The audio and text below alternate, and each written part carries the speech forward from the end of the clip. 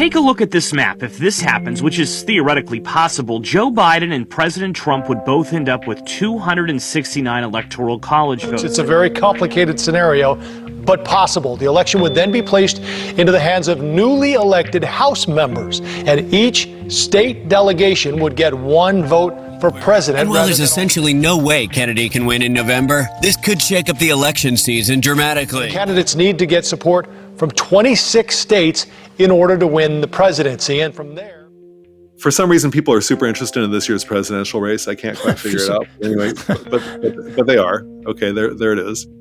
Dr. Sam Wang, director of the Princeton Gerrymandering Project, is one of the most respected, widely cited experts on gerrymandering, which is the highly partisan redrawing of electoral maps for both state legislative districts and the U.S. House. The presidential race might get thrown into the House of Representatives. If there's some crazy thing that happens, it goes there. And in the House of Representatives, every state gets one vote. We'll also hear from Paul Smith. He's senior vice president at Campaign Legal Center, and his job is to challenge these gerrymanders. He's argued against some of the nation's most partisan electoral maps in state Supreme Courts and the U.S. Supreme Court. And certainly when I've done cases in the past involving congressional delegations, a piece of it is the one that Sam mentioned, which is who's going to control the delegation for purposes of this particularly unusual House resolution of presidential elections. What if a presidential election ended in a tie? It's a very complicated scenario, but possible. Well, in 1800, it actually happened, and the fate of a young and divided nation hung in the balance. Gerrymandering in the House today, but not just in state houses and not just the U.S. House. Also, the effect gerrymandering at the state level could have on the White House in 2025. Such an important topic, also a challenging one. So we'll be breaking gerrymandering down for you on this episode of The Purple Principle, podcast on the perils of polarization. I'm Robert Pease, and let's kick things off with Dr. Sam Wang of Princeton University by asking a more personal question. How does a neuroscientist get interested in the subject of gerrymandering? Well, in my chosen field, neuroscience is a very statistical field. It's a field where you have to take lots of observations and boil them down into a few numbers that describe things. That goes back to my undergraduate days when I was originally thinking I was going to study physics. So my original interest in gerrymandering came from an initial experiment in 2004, which I got interested in election prediction, tracking polls. You know, there was a whole wave of hobbyism to analyze polls and use them to understand elections. And later, I started doing that in 2004. It kind of went viral. And then a few years later, Nate Silver picked it up and started the website 538. And then there were a lot of people doing it. So that was just the idea of understanding politics through the lens of data. So that's where I started. And when you started the Princeton Gerrymandering Project, was there any resistance or skepticism about that direction? You know, I used to, and still do, I run a website called the Princeton Election Consortium, election.princeton.edu. And I used to have excellent readers on that site, stockbrokers, financial analysts, physicists, economists. And they told me in 2012, Sam, redistricting is bad, and it's not going to be enough to win the popular vote. It turns out there's a big gerrymander that's worth a few dozen seats. And I didn't believe them. I thought, oh yeah, sure guys. And then much to my surprise, in 2012, in the November election, about 1.3 million more people voted for Democrats than Republicans. Yet Republicans ended up in control of the House by about a 33-seat margin, 234 to 201. And I thought, wow, I was really quite surprised by that. My readers were correct. I was wrong. And so this, bothered me. Why was I wrong? And so I delved into it. I did some analysis state by state. And I discovered that in 2010, there was this wave election. I mean, everyone knew it at the time. There's a wave election for Republicans. They ended up in control of half a dozen state houses that they didn't have control over before. And they took a highly assertive approach to redistricting, an aggressive approach to redistricting, where they locked themselves into power both through congressional maps and also legislative maps. And I got really interested in this. I analyzed it. I think I might have been the first to really write about it at a national level. I wrote an article in the New York Times titled The Great Gerrymander of 2012, in which I dissected this analytical error where I underestimated the effects of gerrymandering. And I got to say, it created a pretty large response. It was back at a time when gerrymandering was, I think, in some ways kind of an obscure subject and people had not really latched onto it. I got a lot of response to it. As you are aware, in the last 10 years, there's been growing interest in understanding this particular offense against democracy. And ever since then, I've been extremely interested in both finding rigorous ways to analyze it, to identify it, and maybe do something about it. It's remarkably valuable data to us as journalists, of course, to lawyers who are challenging these gerrymanders. But we did read in your newsletter a comment that gerrymandering may have peaked in 2017, and I guess less informed people might think it's just getting worse and worse. So could you explain why it has either peaks or valleys? Yeah. Ever since the mid-'80s, there has been the possibility at the level of the Supreme Court in regulating gerrymandering. They, in the end, in Rucho versus Common Cause, they decided not to step in. They stepped back from that, which was really unfortunate. From Davis versus Bandemer, which is when they first said we might get involved, to Rucho versus Common Cause, where they said, nah, we're not going to get involved. And in some ways, 2017 was approximately the turning point because state courts started getting pretty assertive about blocking partisan gerrymanders. There have been commissions that have been established to take the power away from legislatures. That's really accelerated in the last 7 years or so. California, Michigan, Colorado, Virginia. And so commissions have been established. And so these ways of constraining the legislature, like whether it be a court in some states or a citizen commission in other states, these routes have started to pick away. And yeah, amazingly, partisan gerrymandering has gotten less bad since about 2017. That was the high water mark because it was after a few years of that great gerrymander of 2012. And it was right at the point when state courts started to really get involved. But it seems with the number of states that are still undergoing legal contestation and a very narrowly divided House, it does seem that gerrymandering will basically determine the balance of power in the House in the sense that these court decisions are hugely important. I mean, that could be, but I'll say that one of the reasons why that is not so much because of gerrymandering. It is true that there's still partisan gerrymandering. It's still true that people are working on it around the country.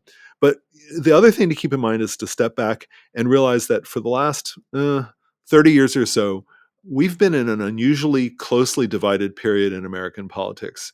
And the only time decades long where we've been this closely divided is the first Gilded Age. From about 1876 to 1896, there was a period when control of Congress switched, I think, 5 times. The popular vote loser became president twice, right? And so the last 30 years have been kind of like that. And so you are correct that partisan gerrymandering could tip the balance, but that's because for the last 30 years, we've been on this weird time when we're on a knife edge. And you know, when you're on a knife edge and things could go either way in terms of the popular vote, whether one side gets 52% of the vote, the other side gets 52% of the vote. When you're on a knife edge like that, that's when aggressive bad deeds can have the most effect. The Supreme Court weighs whether to throw out the state's current legislative maps. The case could change the future of Wisconsin politics. The Ohio Supreme Court's Republican majority allowed the state's highly gerrymandered state House and Senate districts to remain in place for the 2024 elections. The New York State Legislature has rejected a bipartisan panel's newly redrawn congressional map. Both the state Senate and the Assembly.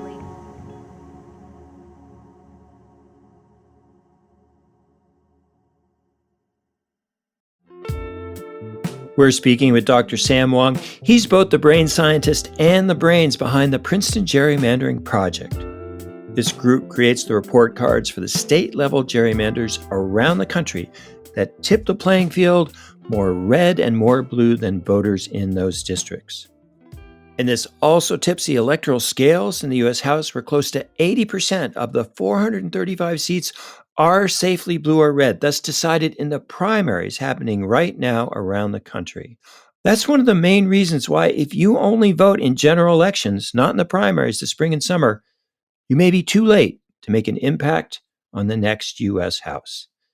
Dr. Wang suggests that gerrymandering may actually have peaked around 2017 before the creation of independent redistricting commissions in several key states.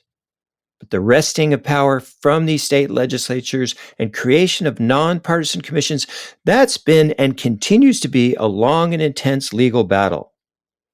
One of the major forces in this effort is Paul Smith and the team at Campaign Legal Center.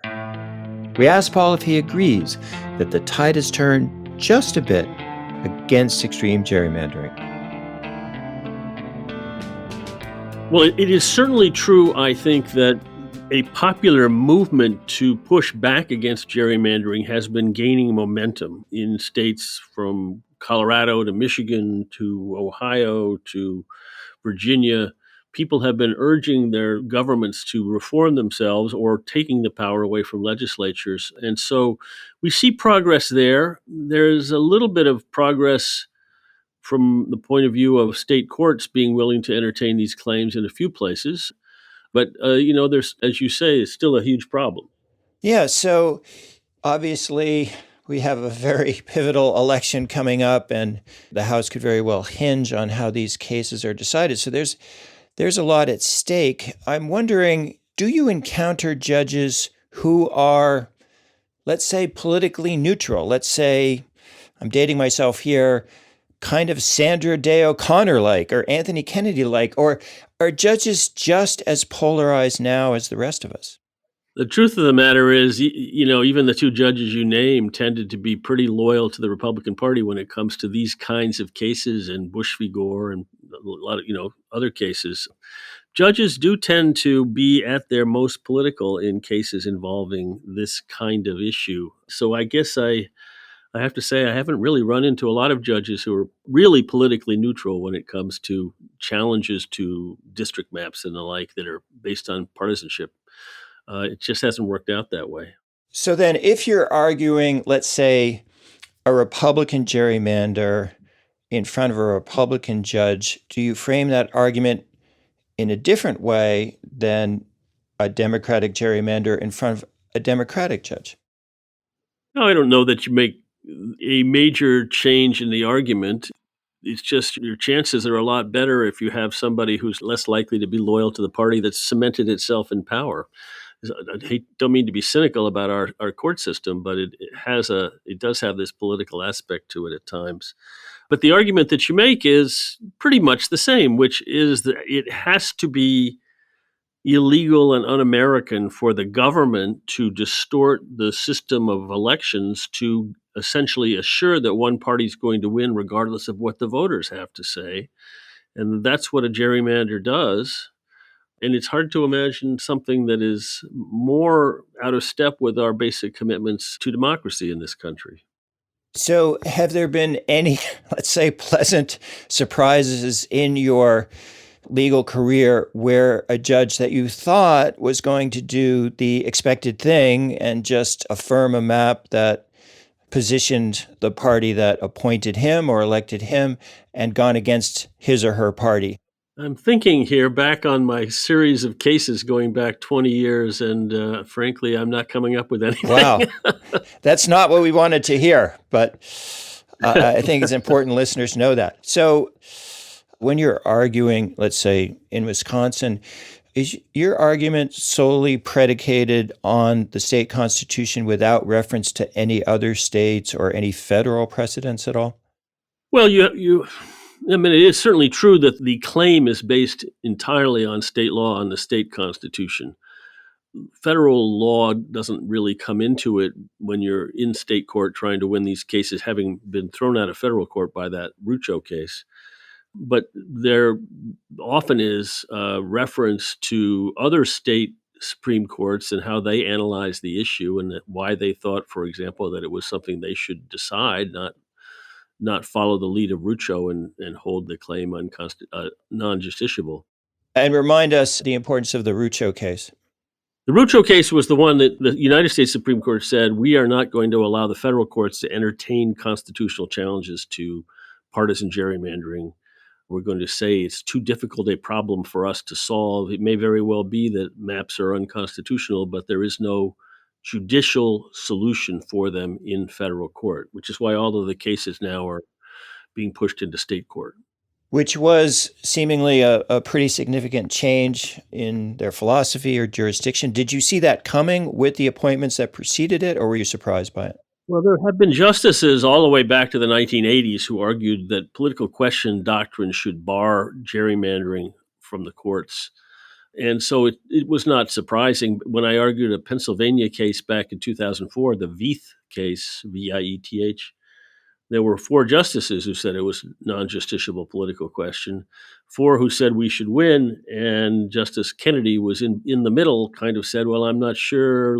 He kind of temporized. And so we spent the next 15 years trying to find a way to get Justice Kennedy to come off the dime and come to the side of actually allowing liability, and he never did. What happens then is he retires, and so with the arrival of Justice Kavanaugh, it was not surprising at all that there were 5 justices who were going to say it was a non-justiciable political question. Kennedy was our last best hope, basically. Well, maybe then I retract my earlier reference to Justice Kennedy in light of new information there. So you mentioned independent commissions. There has been some growth there, but there have also been some cases, I think it might have been Missouri, where citizens at first passed independent redistricting and a subsequent ballot initiative walked it back. So do you think there's still momentum behind independent redistricting, and is that ultimately the best solution, beyond something like Final 5 voting, which, will take quite a bit of time to spread? Well, first of all, I think it is the best solution to gerrymandering because a well-crafted citizens commission that's nonpartisan is always going to do a more fair and balanced job than a partisan legislature. Now, in terms of whether those momentum, the first thing you have to know about this is these things get passed in states that allow people to put constitutional amendments on the ballots merely by collecting signatures. And there are lots of states that allow that, and there are a lot of other states, particularly in the eastern half of the country, which don't. In order to get a constitutional amendment on the ballot, you have to pass it through the legislature in successive sessions of the legislature in many states in the East. And so, since the whole point of this thing is to take power away from the legislature and put the legislators themselves at risk by having a fair map, very often you can't get it done in those states. But where you can get it done, it tends to win overwhelmingly once it's on the ballot. Yeah, well, I think, our listeners may not know the specifics of independent redistricting commissions, but I think they will wonder, is it possible in such a hyper-partisan environment of ours to create a truly nonpartisan commission? As soon as that commission has power, isn't there a tremendous amount of lobbying to get certain people on the commission from both sides? Well, different states do it different ways, but they have really complicated processes designed to both keep professional politician types off these commissions and try to make sure that there's no partisan skew in who joins the commission. And so some of these commissions have been operating for, quite a long time. California is the prototype, I think, and they have pretty successfully avoided the commission becoming political. And Michigan seems to be another example as well. Doesn't mean everybody's always happy with everything that they do, but it's not because they've been captured by one side or the other in the partisan wars. Yeah, so Paul, let me ask how you work with the data or the grades, the A or F grades that Professor Wang's group provides on gerrymandering maps. Do you use that data in court? And are judges receptive to that? Do they feel that's a reputable, nonpartisan source of information? Well, the judges who want to be receptive are receptive. And then the Chief Justice told me that I was just talking about sociological gobbledygook when I argued the Wisconsin case in the United States Supreme Court in 2017. So sometimes the judges just cover their ears and say, I don't want to hear this stuff. And other times you can explain it to them, and it's not all that complicated, frankly, the mathematics of it. And, all we're basically trying to convince them of is that there ought to be a fair amount of a relationship between how people vote and who gets elected. If the map is negating any relationship between votes cast and outcomes of elections, then it's not much of a democracy. Yeah, that's for sure. We do want to play a clip from Professor Wang talking about just how pivotal Wisconsin can be, not just for its own legislature and not just for the House of Representatives. This Wisconsin congressional case not only affects congressional representation, but it could affect what happens if there's some freaky event like, I don't know, RFK Jr. has a sudden surge of support and things get thrown into the House. This happened in 1800 when Thomas Jefferson and Aaron Burr tied in the Electoral College, and the Federalists were still in control of Congress, even though Burr and Jefferson were on the other team. And that went like 36 ballots before Jefferson was elected president. So you can imagine that happening. And in the meantime, the vice president is elected in the Senate. And so you could have a vice president selected long before you have a president selected, and you have an acting president situation at that point. Wow. We've been speaking with Paul Smith, Senior Vice President of the Campaign Legal Center. He's argued some of the most pivotal gerrymandering cases in the country over the past 2 decades. That includes cases for the U.S. Supreme Court and in pivotal states like Wisconsin, which Dr. Wang called one of the most extreme gerrymanders he's ever seen. But just after we completed these interviews, something like a historic compromise was reached in Wisconsin, with the GOP-dominated legislature accepting a map proposed by the Democratic Governor Tony Evers, which better reflects the purple realities of that state. It's a new day in Wisconsin. So the Republican-controlled legislature passed the maps introduced by Democratic Governor Tony Evers, and on Monday, he signed them into law. This is only the second time since the 1960s that we've seen Republicans and Democrats be able to agree on a map. In terms of Dr. Wang's gerrymandering grading system, the Wisconsin electoral maps for the upcoming 24 election will no longer receive an F, but an A for partisan fairness and also competitiveness. We asked him to explain the methodology behind these report cards that are so often cited by Paul Smith and other litigators contesting extreme gerrymanders. So if you go to gerrymander.princeton.edu, you can see our report cards. And so my staff and I have come up with a way of grading plans that's a combination of looking at the specific geography of a state, so doing computer simulations to see what the natural range of outcomes would be through a party blind process. We also have statewide metrics where those metrics reward a map that gives a majority of seats to the side that gets a majority of votes. And so that's a standard called partisan symmetry. And so we use a combination of computer simulations and partisan symmetry to figure out what would be a fair range from a partisan standpoint. We also grade compactness because it's nice to have districts that are nice shaped like this and not like crazy, snaky shapes. And so we grade compactness, we evaluate racial equity. We do all those things, and we also evaluate competitiveness. And we take all those things together and we create a report card. The report card has an element of partisan fairness, has an element of competitiveness, has an element of compactness.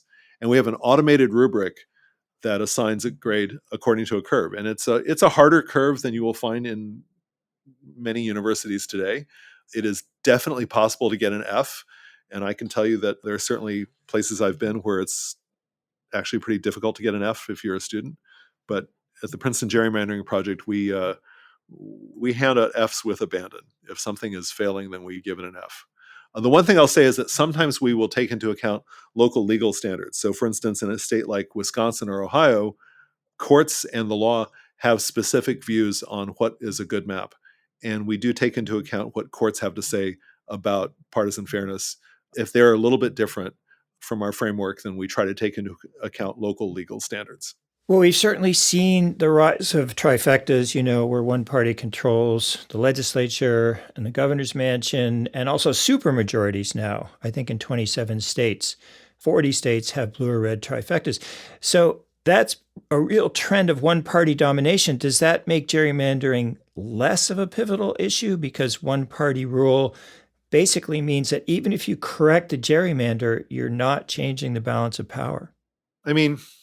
I would say that the number of offenses has slowly gotten smaller. It's not small yet. I would characterize gerrymandering 10 years ago as being Let's say I always get this Reddit meme backwards.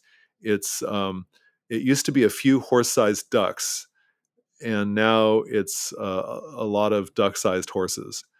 A lot of these states, like California, is under single-party control, but it has a commission that has Democrats, Republicans, and independents, and therefore the Democrats in control in Sacramento do not have the ability to impose a gerrymander on the state. Another case where it's not possible is Michigan, where there's a commission that, again, has taken the power away from the legislature. So it's true. There are a lot of trifectas, a lot of opportunities for people to do it. The biggest offenders on the Democratic side are probably Illinois and Maryland. The biggest offenders on the Republican side, I would say, are currently Texas and North Carolina. And then there's a lot of little one-seat gerrymanders. Oh, Florida's bad on the Republican side. But a lot of these roughly cancel one another in terms of raw power. That's at the congressional level. We haven't even talked about the state legislative level, where there's not really such a thing as canceling. If you get hosed in Wisconsin by one party, it is not helpful that the opposing party got the shaft in Illinois. It doesn't help you because you still don't get represented in Wisconsin. We also wonder where a lot of Democratic districts tend to be more urban, Republican districts more rural. Do the two parties use different types of gerrymandering because of those different types of population concentrations? Yeah. Cities in most places in the U.S. are extremely Democratic. And so if you're a Republican, what you want to do is you want to take that cluster of Democratic votes and you just draw a circle around it. Or maybe you can, depending on what you're trying to get accomplished, you can split it down the middle. Like Salt Lake City, for instance, is kind of quartered. And that's the way that people's power is deprived there.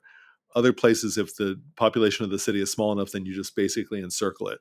So generally speaking, what people on either side do is find ways to artfully encircle or split cities. Generally speaking, if a Democrat wants to aggressively build power for their own side, what they will usually do is they will take a city that's got enough people in it, and they'll cut the city into pie slices. And so they'll take enough of the pie to go combine Democrats with people in outlying areas, and then make a district that's sort of efficiently Democratic. That is 50% plus a few votes. And so generally what you want to do is you want to take your enemies and pack them in 70, 80% the other party. And you want to take your own side and maybe make it more 55% your side. And so you build efficient wins for your side, wasteful wins on the other side. And that's the way both parties do it. Well, let's look then at some of the states with ongoing gerrymandering cases that could determine balance of power in 2024. There's certainly been a lot of back and forth in Wisconsin. Okay. Wisconsin, at a legislative level, there's a case that's about to be decided as we're recording this. And so I would say there's a very good chance by this November in 2024, there's a very good chance that Wisconsin is finally going to have a situation where the majority of votes elects the majority of seats. And so it'll have what we call majoritarian government. So that's great. I would say that is one of the big victories in the last few years is Wisconsin. Then there's the question of congressional gerrymandering in Wisconsin. It's not as severe as the legislative map, but it currently is a map that is either 5-3 Republican or 6-2 Republican, irrespective of any reasonable swing in the vote. And so it's not terribly representative of the state as a whole. But you can imagine that that court challenge would lead to a delegation that maybe is 4-4, which is approximately where the state of Wisconsin is at. So, that would be more representative. It has an interesting secondary effect. The presidential race might get thrown into the House of Representatives. If there's some crazy thing that happens, it goes there. And in the House of Representatives, every state gets one vote. And currently, Republicans have 26 state delegations under their control, and that means that they would be able to win a dispute that's in the House. If the Wisconsin congressional map gets redrawn, let's say it does, and it goes 4-4, it becomes a delegation that is under the control of neither party. And if it's under the control of neither party, then Republicans will control 25 delegations, and they will no longer be able to determine the presidency just from the House of Representatives. So there's all these little reforms all around the country.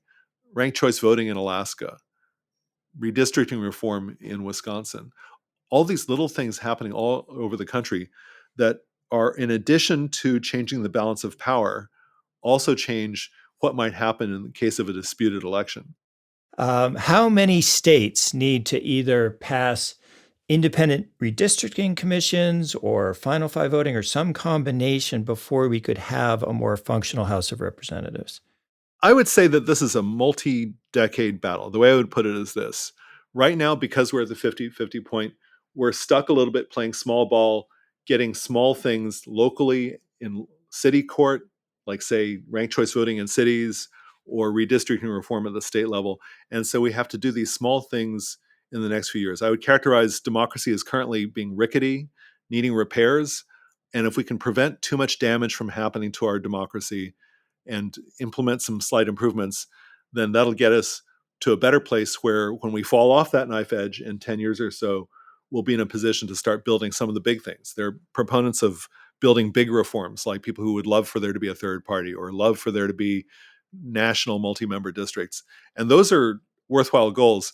I would say we're not in a great position as a nation to enact them now, but you can imagine them in the future. So I would say, roughly speaking, this year we have to find a way to get through the 2024 election. In the next few years, we have to get repairs and reforms going. And then there's a long game. The long game is to start implementing some of the bigger reforms and some of the bigger repairs. And that long game, we have to walk and chew gum at the same time. We have to be focused on political events this year, and then we have to have a plan for what comes afterwards. And one of the challenges is doing the short-term thinking and the long-term thinking at the same time, which is tough.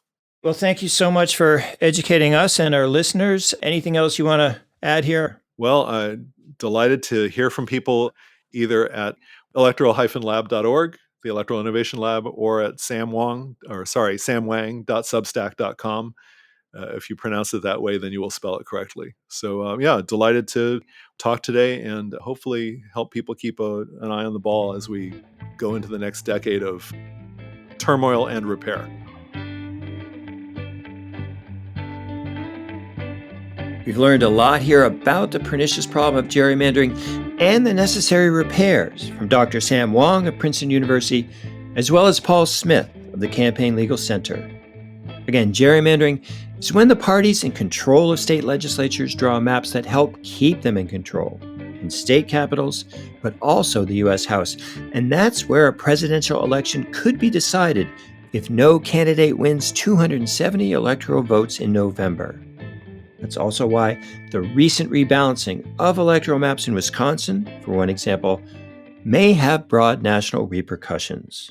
The candidates need to get support from 26 states in order to win the presidency. And from there, take a look at this map. If this happens, which is theoretically possible, Joe Biden and President Trump would both end up with 269 electoral college votes. A presidential deadlock has happened 3 times in U.S. history, all during the 1800s. And should this be the case in 2024, the U.S. presidency will be decided by the incoming U.S. House of Representatives on a state-by-state basis, each state casting one vote. Which brings up the critically important question for our next episode and our upcoming series on nonpartisan state-level election reform. Doesn't our 250-year-old electoral system need some innovation? Catherine Gale, founder of the Institute for Political Innovation, she thinks there's a far better way to elect our representatives and incentivize them to work for us, as the Constitution intended. That method is called Final Five voting.